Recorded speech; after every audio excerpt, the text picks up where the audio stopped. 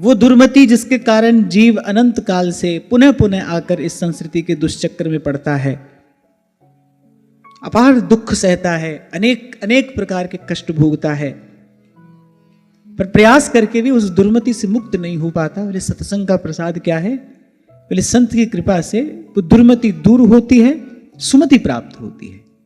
यहां कबीर साहब कह रहे हैं कि कबीरा संगत साधु की नित्य प्रति कीजे जाए, दुर्मत दूर बहावसी देसी सुमति बता। और फिर आगे कहते हैं कबीरा संगत साधु की कबहु न निष्फल जाए, जो पे बोवे भून के फूले फले अघा। बड़ा सुंदर उदाहरण दे रहे हैं, कह रहे हैं साधारण बीज को यदि भून कर बोया जाए तो उसमें अंकुर नहीं होता। अगर बीज को एक बार भून दिया जाए फिर उसमें अंकुर होने की संभावना सदा सदा के लिए समाप्त हो जाती है, उसका बीजत्व नष्ट हो जाता है भून देने से। पर कबीर साहब कह रहे हैं साधु संगति ऐसी है, कह रहे जो पे बोवे भून के, फिर तो भी फूले फले अघाए। कहने का तात्पर्य यहां पर यह है, फिर अभाव से भी अगर साधु संग किया जाए फिर तो भी सत्संगति का लाभ अवश्य होता है। भगवान तो कहते हैं ये यथा माम प्रपद्यन्ते तांस तथैव भजाम्यहम्, जो जैसा हमारा वजन करेगा हम वैसा उसको उत्तर देंगे। पर यहां पर संत की कृपा भगवान की कृपा से भी विशिष्ट दिखाई पड़ती है। यही कल आपसे मैं कह रहा था, भगवान की कृपा विशेष है, तो संत की कृपा उसमें परम वैशिष्ट है। महापुरुष तो खुले शब्दों में कहते, बोले भगवान की कृपा साधारण है, संत की कृपा विशेष है। क्यों? क्योंकि भगवान तो जो मांगोगे सो देंगे, जैसे भजन करोगे वैसे तुमको उत्तर देंगे। मैं कह रही है संत के निकट कोई यदि अभाव से भी आए, कुभाव से भी आए, दुर्भाव से भी आए, जो पे बोवे भून के, अरे इस बीज को अगर कोई भून कर भी बो दे तो भी फूले फले अघाय। और श्री ध्रुव जी कृत स्तुति से तो ये स्पष्ट भी हो जाता है और प्रमाणित भी हो जाता है कि सर्वश्रेष्ठ उपलब्धि, सर्वोपरि प्राप्ति अगर कुछ है तो वो भगवान के प्यारे भक्तों का ही संग है। ध्रुव जी भगवान का दर्शन कर रहे हैं और प्रभु का दर्शन करते करते प्रभु से मांग यही रहे हैं, बोले प्रभु आप तो कृपा करके मुझे अपने प्यारे प्यारे भक्तों का ही संग देना, उनके मुख से आपकी कथा सुनूंगा, उनके मुख से आपके नाम रूप की महिमा सुनूंगा, आपकी लीला सुधा का पान करूंगा और इस दुस्तर संसार सिंधु को पार कर जाऊंगा। सत्संग दीजिए प्रभु। तो एक बात स्पष्ट हो गई, प्रमाणित हो गई कि सर्वोपरि उपलब्धि जो है वो सत्संगति ही है। पहले तो भगवान कृपा करें, संत मिले और फिर संत में हमारी श्रद्धा हो जाए।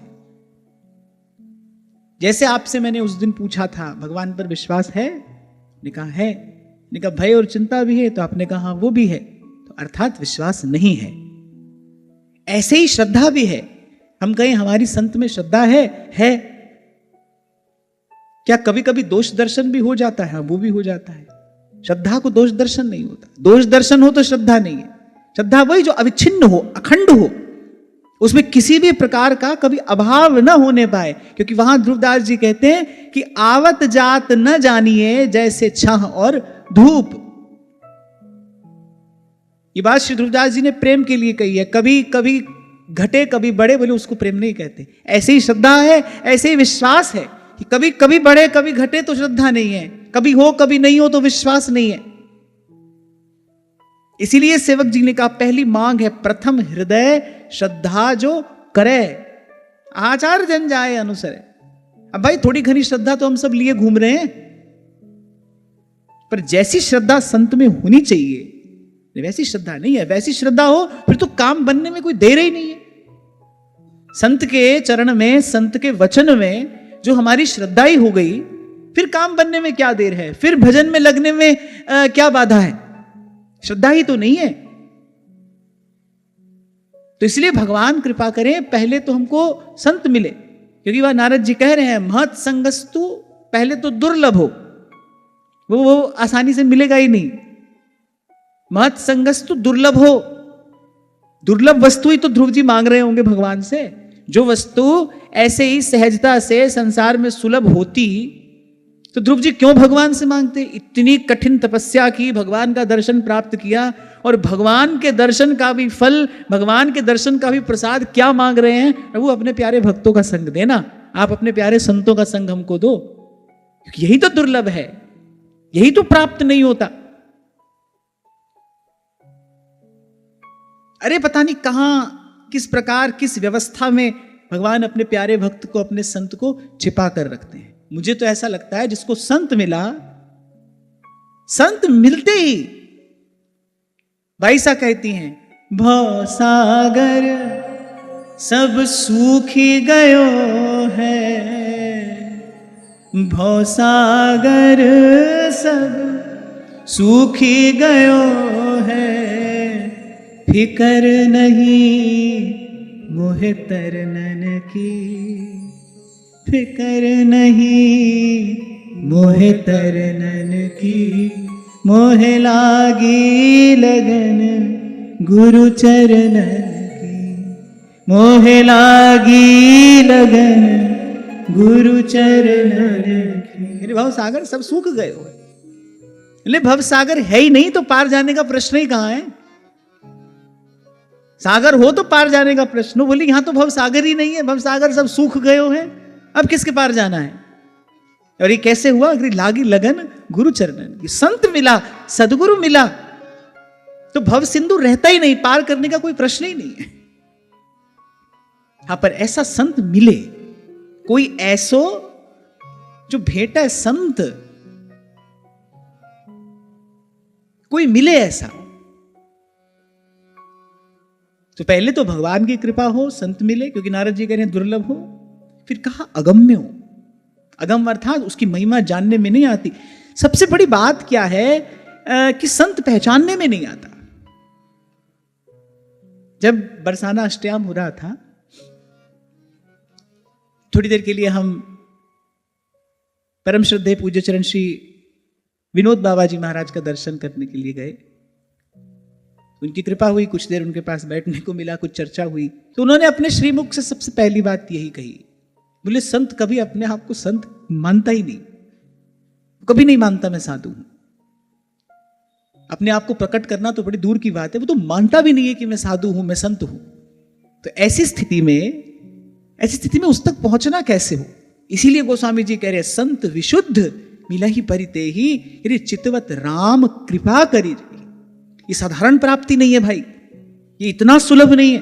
तो हम जैसे मूढ़ बुद्धि संत को कैसे पहचानेंगे, जिनके पास ना अभी पूरी बुद्धि है। विवेक की बात तो बहुत दूर की, क्योंकि जब तक संत नहीं मिला तब तक सत्संग कैसे होगा, सत्संग नहीं होगा तो विवेक नहीं होगा। तो हम तो भाई वहां तक पहुंचेंगे ही कैसे? वो तो अमर फल है।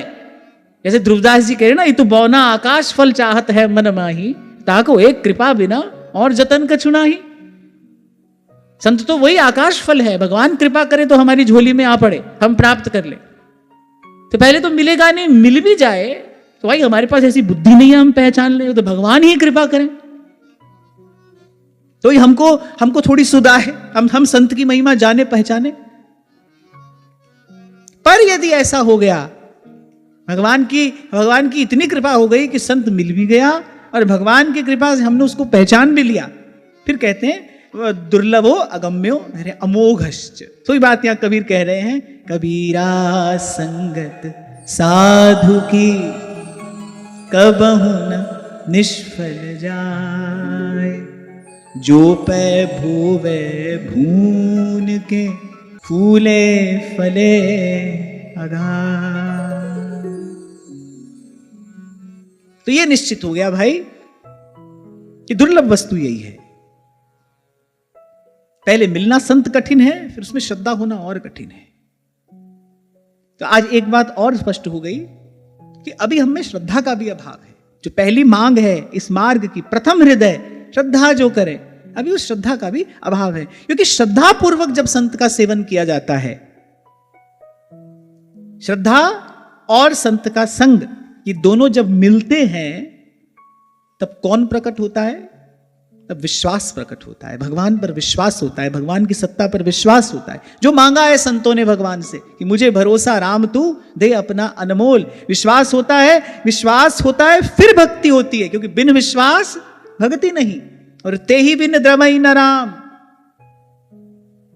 राम कृपा बिन सुपने हूं जीव न ले विश्राम। सबसे पहले श्रद्धा,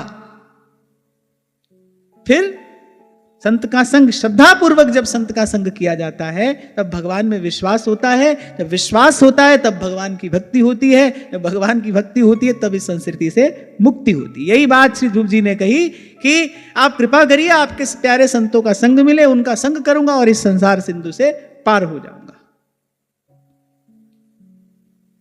अब पूछ सकता है कोई कि आपने कहा सबसे पहली मांग श्रद्धा है, हम कहां से लाए श्रद्धा? श्रद्धा कब होती है? जब जीवन में सत्वगुण बढ़ता है, जब बुद्धि विमल होती है। इसलिए आपको कहा जाता है, बार बार कहा जाता है, भगवान अनेक अनेक प्रसंगों में अनेक अनेक प्रकार से कह रहे हैं, अपने कर्तव्य कर्म का निष्काम भाव से पालन करना।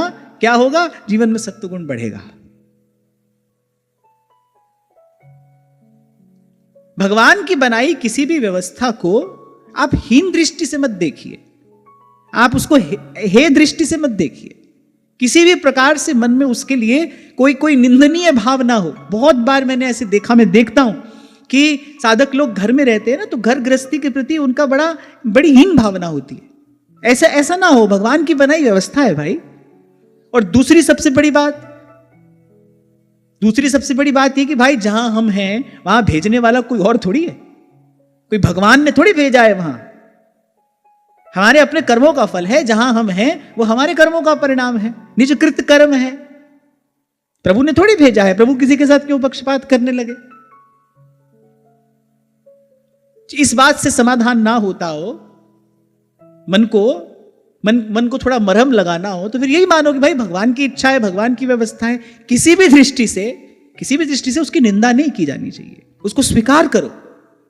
प्रारब्धवशात जो मिला है उसको पहले सहज भाव से स्वीकार करो और फिर अपनी पूरी शक्ति लगाओ अपने कर्तव्य कर्म का निष्कामता से पालन करने में। क्या परिणाम होगा? अंतःकरण शुद्ध होगा, बुद्धि विमल होगी, उसमें श्रद्धा का प्रकाश होगा। फिर उस श्रद्धा को लेकर जब संत के पास जाओगे तब भगवान पर विश्वास होगा, विश्वास प्राप्त होगा तब भगवान की भक्ति होगी, और भक्ति होगी तो यहां से मुक्ति होगी। भाई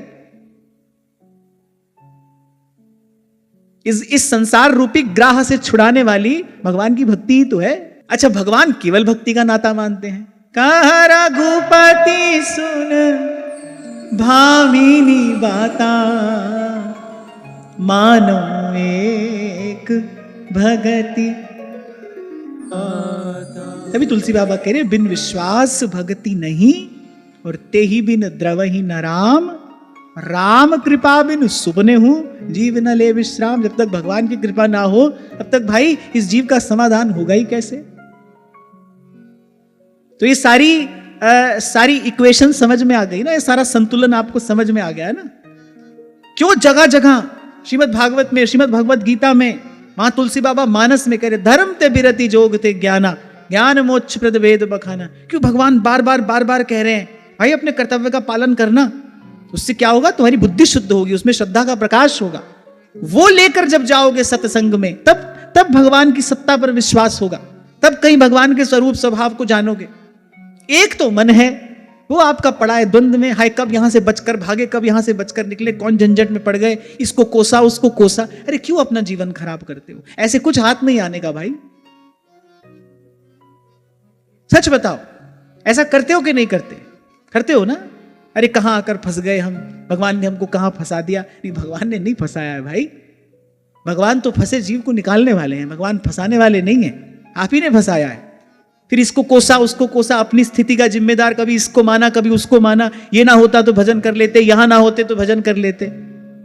कुछ नहीं हो रहा है, आप केवल अपना समय गंवा रहे हो। ऐसा करने से समाधान नहीं होगा भाई।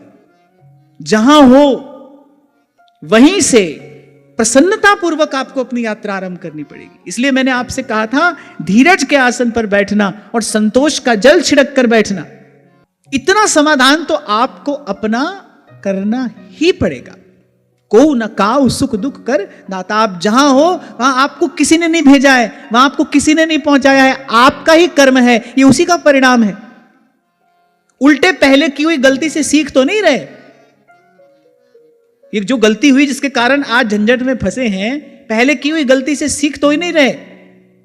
उसका उत्तरदायी किसी और को मानकर, उसका जिम्मेदार किसी और को मानकर अपने कर्म का बंधन और गाढ़ा किए चले जा रहे। इसी को कहते हैं दुर्मति। यही दुर्मति है। प्रयास तो करना चाहिए था इस बंधन से मुक्त होने का, और अपने ही हाथ से। पहले तो रस्सी ने तुमको बांध रखा है, फिर तुमने भी रस्सी को बड़ी जोर से पकड़ रखा है। दोनों ओर से बंधन है। पहले तो प्रारब्ध की रस्सी है जिससे जीव बंधा है, परबस जीव, और फिर रस्सी को आपने भी बड़ी जोर से पकड़ रखा है। मान लो कोई तुम्हारी रस्सी खोल भी दे तो भी तुम कहां छूटने दे रहे हो? तुमने ही पकड़ रखा है रस्सी को बड़ी जोर से। बड़ा बड़ा जीना मार्ग है ये। इसीलिए कल आपको मैंने कहा था कि धर्म के कुछ शाश्वत सिद्धांत ऐसे हैं, कोई भी युग हो, कोई भी काल हो, उन पर प्रभाव नहीं पड़ता, वो नहीं बदलते, उनमें कोई परिवर्तन नहीं होता। यही कल्याण का मार्ग है। कोई भी युग हो, सतयुग हो या कलयुग हो, पर कल्याण का मार्ग यही है। महाजनो येन गतः स पंथाः धर्मस्य तत्वम निहितम गुहायाम। जैसे गीता में भगवान कहते गहनो कर्मणा गति, ऐसे ही गहनो धर्मणा गति। धर्म की गति भी बड़ी गहन है, बड़ी सूक्ष्म है। हमारे पास इतनी बुद्धि नहीं है कि हम सारी बातों का विचार कर सकें। जैसे आज कहां गए वो सब प्रश्न? एक महापुरुष ने ये अनेक अनेक पुराणों से अनेक अनेक उदाहरण उद्धृत करके हमको दिए हैं और कहा कि इस सब में विसंगति कहां है। देखो, इसमें कहीं कोई विसंगति नहीं है। दो बात है कि ये जो सब है, जो पुराणों में जो कहा गया है, ये तो अनंत भगवान की लीला है। हमारी बुद्धि कितनी क्षुद्र सी है, छोटी सी बुद्धि है। कितना दिखाई देता है इन आंखों से। कहीं खड़े हो जाओ, तुम्हारी 6x6 विजन भी हो, तो भी आखिर कितना देख लोगे? मनुष्य से ज्यादा देखने सुनने की सामर्थ्य तो पशु पंछियों की है। गीध कहां तक का देख लेता है। तुम तो रात को निकलो, 4 कदम चलोगे तो ठोकर लग जाएगी, अपने ही घर में लग जाएगी। वहां उल्लू को देखो, रात को कहां तक का देख लेता है। मनुष्य तो केवल अभिमान करता है। भाई, उसकी सामर्थ्य है कितनी? उससे अधिक सामर्थ्य भगवान ने पशु पंछियों को दी है। मनुष्य की योग्यता तो केवल एक है, संत की शरण पाकर भव से पार हो जाए, भजन कर ले। यही उसकी विशेषता है। इसके अतिरिक्त उसमें कोई विशेषता नहीं है। अगर इसको हटा दिया जाए तो फिर तो पशु पंछियों के अंदर बहुत गुण है। वो तो बेचारे मरने के बाद भी मनुष्य के काम आते हैं। तो ये जो आपने अनेक अनेक पुराणों से उदाहरण लिखकर दिए, ये सब अपने अपने स्थान पर सत्य है। काल की गति बड़ी अनंत है। एक ही स्थान पर, एक ही समय में भगवान की जाने कितनी लीलाएं इस समय हो रही। कोई एक यही सृष्टि थोड़ी है। कौन सी सृष्टि में भगवान की किस कल्प में कौन सी लीला हुई, इसका विचार हमारी अल्प बुद्धि नहीं कर सकती। इसीलिए संतों ने कहा, सार की बात कही, बोले शब्द जालम महारण्यम चित्त भ्रमण कारणम। इसी में तो व्यास जी की बुद्धि उलझी। वो 5 बैलगाड़ी पोथी की भरकर लेकर आए, कभी ये पढ़ा कभी वो पढ़ा, पर मति तो टिकाने पहुंची नहीं। उल्टा भीतर विक्षेप और हो गया। ये आपके मन का विक्षेप ही तो है जो आपने लिख कर दिया है। किसने लिखा है ये? है कोई व्यक्ति यहां पर? बाहर है, चलो बैठे रहो। ये मति का विक्षेप ही तो है। अरे एक बार नारद जी ने 2-4 किताब ज्यादा पढ़ ली तो विक्षेप उत्पन्न हो गया। सनकादिक के पास गए, बोले आपको शब्द विक्षेप हुआ है। और जैसे कांटे से ही कांटा निकलता है, बोले शब्द के कारण आपकी मति में ये विक्षेप उत्पन्न हुआ है, शब्द से इसका समाधान होगा। सारे शब्द छोड़कर श्रीमन नारायण नारायण श्रीमन नारायण नारायण नारायण। श्री गुरु नानक देव जी महाराज अपनी वाणी में फरमाते हैं, इस आकाश के ऊपर असंख्य आकाश हैं और इस धरती के नीचे असंख्य पाताल हैं। कहां भगवान की कौन सी लीला हो रही है? अरे मनुष्य कोई अपनी बुद्धि से इसका पार पा सकता है? तब कहते हैं सुघर सयाने राम की बातें राम ही जाने। इसीलिए तो श्रीमद् भागवत की रचना हुई। सर्व वेदेतिहासा नाम सारम सारम समुद्रितम। यही तो नारद जी ने कहा भगवान वेद व्यास से, बोले कलयुग के मनुष्य की बुद्धि बड़ी थोड़ी होगी, वो ये सब बात पढ़ेगा तो उलझ जाएगा। उसकी मति भ्रमित हो जाएगी। आप उसको कोई सार की बात बताइए, सीधा सीधा रास्ता उसको दीजिए, इस पर वो चले और उसका कल्याण हो जाए। मैं तो ये कहूंगा भाई, इससे बचे रहो तो अच्छा है। महापुरुषों ने विचार कर कहा है कि चित्त भ्रमण कारणम शब्द जालम महारण्यम। अब आपने 5 पुराण पढ़े और पांचों में एक लीला अनेक अनेक प्रकार से कही गई है, सब अपने अपने स्थान पर सही है, कल्प भेद से सभी हुआ है, इस समय भी हो रहा होगा, जाने कहां क्या हो रहा होगा। तो इसके बाद भी भाई आपको विचार करना हो तो आप करो। हमारे पास तो बड़ी थोड़ी बुद्धि है, पहले तो बुद्धि बड़ी थोड़ी है, बड़ी कम समझ है, और उस पर भी समय तो और भी कम है, बहुत गई थोड़ी रही और 100 बीती जाए। तो हम तो भाई इस सबको प्रणाम करके प्रभु की ओर देखकर यही कहते हैं, हो तेरी माया का न पाया कोई पार, कि लीला तेरी तू ही जान। ये सब प्रभु आपकी लीला, इसको आप ही जानो, हमको तो आपको जानना है, हमको तो आपको पहचानना है। आप वो जो माया और काल और त्रिगुण से परे जो आप हैं ना, तो आपको जानना चाहता हूं। अगले श्लोक में ध्रुव जी यही बात कह रहे हैं भगवान से, प्रभु मैं तो आपको जानना चाहता हूं, क्योंकि जब तक जीव आपको नहीं जानता, जाने बिन नहीं होई प्रतीति, बिनु परतीति होई नहीं प्रीति, प्रीति बिना नहीं भक्ति दृढ़ाई, जिमि खगपति जल के चिकनाई। देखो ये जो भी सब लीला हुई है, किसी भी लोक में हो रही है, ये सब लीला काल और त्रिगुण के अधीन है।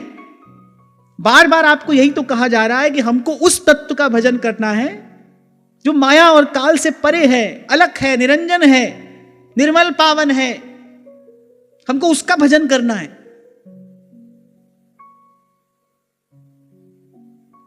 महाप्रभु जी ने श्री व्यास जी को बात करने का अवसर ही नहीं दिया। व्यास जी चर्चा शुरू करते, अब शुरू करते तो क्या होता, व्यास जी जो चर्चा शुरू कर देते क्या होता, समय खराब होता। कुछ हाथ थोड़ी आता है ये सब करके, कितनी खींचातानी करते रहो, इससे कुछ हाथ थोड़ी आता है। पूरे भारत की यात्रा कर लेने के बाद, 4 कोनों में 4 मठों की प्रतिष्ठा कर देने के बाद, अद्वैत की स्थापना कर देने के बाद, भगवत्पाद शंकराचार्य भगवान कहते हैं, भज गोविंदम भज गोविंद गोविंदम भज मूढ़ मते भज गोविंदम। इसलिए जो भी व्यक्ति बाहर बैठा है, मैं तो आपको नहीं देख रहा, आप तो मुझे देख रहे हो ना, तो मैं तो यही कहूंगा भाई, राम सिमर राम सिमर। ध्यान रखना, बड़ी थोड़ी बुद्धि है हमारी और उससे भी थोड़ा समय है। अपनी अल्पता को जानिए, मानिए, स्वीकारिए। मैं सब जान सकता हूं, मैं सबका कारण जान लूंगा, ये केवल जीव का मिथ्याभिमान है। इसलिए मैंने कहा, कहां तक का देख सकते हो, कहां तक का सुन सकते हो, कहां तक का सोच सकते हो, बड़ा थोड़ा। एक बार उन अनंत भगवान का विचार तो करो, अपने आप हाथ जुड़ जाएंगे, सिर झुक जाएगा। जो देख रहे हैं भगवान की लीला इन आंखों से, वो भी कहते हैं, अब मैं नाचो थक्यो गोपाल। हे प्रभु बस मुझ पर इतनी कृपा करिए, सूरदास की सबय अविद्या दूर करो नंदलाल। श्रीमद् भागवत में बड़ा महत्वपूर्ण श्लोक है, प्राय करके उस पर ध्यान कम जाता है। अरे भगवान ब्रह्म कात्स्नर्येन त्रिरन्वीक्ष मनीषया। ब्रह्मा जी ने 3 बार वेदों को बहुत अच्छे तरीके से पढ़ा। त्रिरन्वीक्ष मनीषया। अच्छा, ब्रह्मा जी ने जब पढ़ा होगा तो ब्रह्मा जी की बुद्धि कितनी है आप सोचो। वो सृष्टि करता है, उनकी बुद्धि, उनकी मेधा, उनका ज्ञान, उनकी प्रतिभा सब अलौकिक है, भगवान ने दिया है, सीधे सीधे डायरेक्ट भगवान से मिला है, बीच में कोई नहीं है। परम तेजस्वी हैं, परम भागवत हैं, एक क्षण के लिए भी उनकी मति भगवान के चरणों से इधर उधर नहीं होती, अखंड भजन करते हैं भगवान का, और परम भागवत हैं। पहले ही भगवान से आशीर्वाद ले लिया, ठीक है आपकी सेवा तो करूंगा, पर कृपा करना मैं इसमें फंस ना जाऊं। ये बात बताती है कि ब्रह्मा जी परम भागवत भी हैं, अखंड भगवान का भजन करते हैं। उनकी मेधा, उनकी प्रतिभा साधारण नहीं है, विशेष भी नहीं है, विशेषतम है। वो कहते हैं अरे भगवान ब्रह्म कात्स्नर्येन त्रिरन्वीक्ष मनीषया, 3 बार वेदों को खूब अच्छे तरीके से पढ़ लिया, और कहते हैं भाई इस सब का सार यही है, श्री कृष्ण के चरणों में रति हो जाए। साधन सिद्धि राम पग नेहू। तभी तो मैं कहता हूं कि ये सब ग्रंथ जो हैं आप पढ़ोगे तो इसका ठीक प्रकार से विचार नहीं कर पाओगे। कल यही चर्चा हम कर रहे थे, गुरुमुख से श्रवण करिए, गुरु आपको सार की बात निकाल कर देगा। कल ही मैं आपसे कह रहा था, बड़े बूढ़े व्यक्ति के अनुभव का सम्मान करना चाहिए। उसने कुछ अपनी आंखों से देखा है, उसने अपने जीवन में कुछ अनुभव किया है, तब वो बात कह रहा है। साधारण वयोवृद्ध व्यक्ति के अनुभव का भी आदर किया जाना चाहिए। फिर ये अनुभव तो त्रिभुवन के गुरु का है, ये अनुभव तो जगत पिता ब्रह्मा का है, सृष्टिकर्ता का है, वो पितामह है। वो कह रहे हैं, अरे 3 बार हमने देख लिया भाई, सार की बात थी समझ में आई। माया को संग त्याग, हरिजू की शरण लाग, जगत सुख मान मिथ्या, झूठो सब साज है, राम सिमर राम। तदत्यवस्यत कूटस्थो रतिरात्मन यतो भवेत। मेरे सार की बात यह है कि प्रीति नंदनंदन से हो जाए। इसके बाद भी भाई किसी को सब पुस्तक पढ़नी हो आप पढ़ो, पर सब पढ़ने के बाद आना यहीं पर पड़ेगा।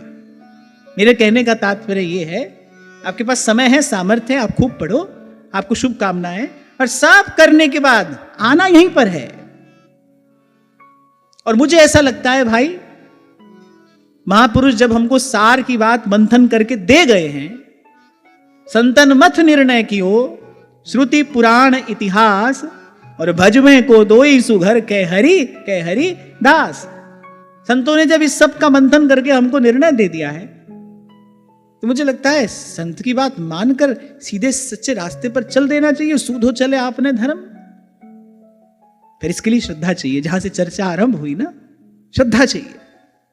विमल बुद्धि में श्रद्धा का प्रकाश होता है। और बुद्धि विमल कैसे होती है? सत्कर्म से होती है। सत्वगुण बढ़ता है जब जीवन में। मैं वापस चर्चा में प्रवेश करूं और कहकर आगे बढ़ूं, इसलिए जो जहां है वहीं पर भगवत कृपा का अनुभव करे, अपनी उस स्थिति को यथावत स्वीकार करे। और केवल कहने की बात नहीं है, अपनी पूरी पूरी मान्यता सादर इस भाव को दे कि भाई मेरा कल्याण इसी प्रकार से हो सकता है, इसीलिए भगवान ने मुझे इस स्थिति में रखा है, मेरा कल्याण इसी प्रकार होगा। कुछ दिन पहले किसी माता ने पूछा ना कि सब सुनते हैं, समझ भी आता है, लेकिन जब कोई प्रतिकूलता आती है, जब कोई हमारा अपमान करता है या हमारा अहित करता है, अपकार करता है, तब क्रोध तो आता है, तब उसके प्रति अभाव भी आता है, कभी कभी दुर्भाव भी आता है। क्यों आता है? आप कह रहे हो सुन भी रहे हैं, समझ भी रहे हैं, बुद्धि तो है, पर अभी उस पर श्रद्धा का प्रकाश नहीं हुआ है। अगर संत के वचन में श्रद्धा हो तो फिर तो उसकी पूरी बात मान लेनी चाहिए। फिर संत तो ये कह रहे हैं, भाई आपसे बार बार यही कहा जा रहा है कि जो भी व्यवस्था है वो आपके हित के लिए है, आपके मंगल के लिए, आपके कल्याण के लिए। हम में ऐसी सामर्थ्य नहीं है हम अपनी इस ओछी बुद्धि से अपने कल्याण का विचार कर सकें। भगवान करते हैं हमारे कल्याण का विचार, वो करते हैं हमारे कल्याण की व्यवस्था। उदाहरण दिया था आपको मैंने श्री स्वामी जी महाराज की वाणी। वो कहते थे, अरे लोग अपने पाप धोने मीलों तीर्थ यात्रा करके जाते हैं, कष्ट सहते हैं थोड़ा, और वो भी पाप नहीं धो पाते, पुण्य कमा कर आते हैं थोड़ा सा। बोले आपको कोई कष्ट दे रहा है, आपके निकट ही कोई ऐसा व्यक्ति आ गया है जो आपकी निंदा करता है, आलोचना करता है, आपको कष्ट देता है, पीड़ा देता है। अरे भगवान का धन्यवाद करो तो घर में गंगा आ गई, थोड़ा समय सहन कर लो, शुद्ध हो जाओगे। पीड़ा सहकर व्यक्ति शुद्ध होता है। महापुरुषों का कहना है पीड़ा आत्मा का स्नान है, घबराओ मत, भगवान है। और मैंने सदा कहा भगवान सदा संग हैं और सदा सहाय हैं।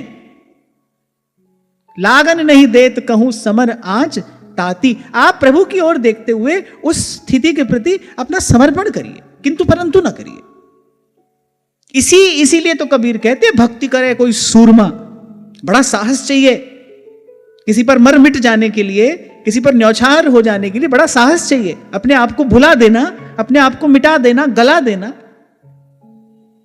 इससे बड़ा शूरवीरता का कार्य और क्या हो सकता है।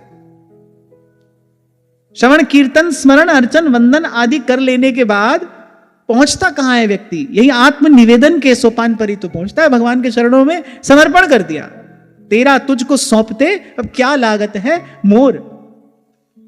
कि आत्म निवेदन के ही शब्द हैं कि जी देकर जी के सुख दुख की चर्चा किस मुख कहिए।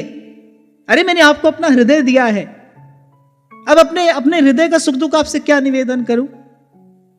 महाराज वाणी में कहते हैं ना, तेरा पाना मीठा लागे।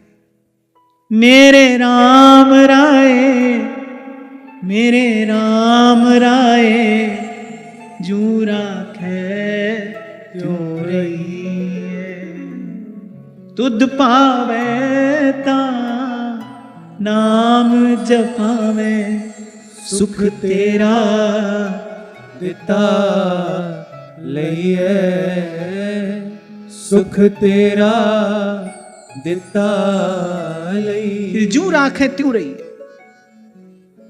तो सत्कर्म से आरंभ होने वाली ये यात्रा आपको कहां ले जाएगी? मुक्ति तक। सत्कर्म से बुद्धि शुद्ध होगी, बुद्धि शुद्ध होगी तो उसमें श्रद्धा का प्रकाश होगा। उस श्रद्धा को लेकर जब आप संत और सत्संग का सेवन करेंगे तो भगवान का विश्वास होगा, भगवान के स्वरूप का अनुभव होता है, तब भगवान पर विश्वास होता है। भगवान पर विश्वास होगा, उस विश्वास से युक्त जब आपकी भक्ति होगी तब कृपा का अवतरण होगा, उस भक्ति से इस संसार से मुक्ति होगी। यहां ध्रुव जी ने एक प्रकार से ये छोटी सी बात कहकर सब कह दिया। कितना भी भारी भरकम ताला क्यों ना हो, चाबी तो छोटी सी होती है। ताले जितनी चाबी थोड़ी होती है, चाबी तो छोटी सी होती है। समझने की बात तो छोटी सी होती है, सार की बात बड़ी थोड़ी सी होती है। लेकिन उस सार की बात को समझने के लिए जैसी बुद्धि चाहिए वो सबके पास नहीं होती। सूक्ष्म बुद्धि चाहिए, सूक्ष्म बात का, सूक्ष्म वस्तु का, सूक्ष्म तत्व का विचार करने के लिए। और ये सारा काम बन जाता है कैसे? संत के पास पहुंचकर। इसलिए ध्रुव जी ने कहा, प्रभु हमको यही आशीर्वाद दे दीजिए, आपके प्यारे भक्तों का, संतों का संग हमको मिले।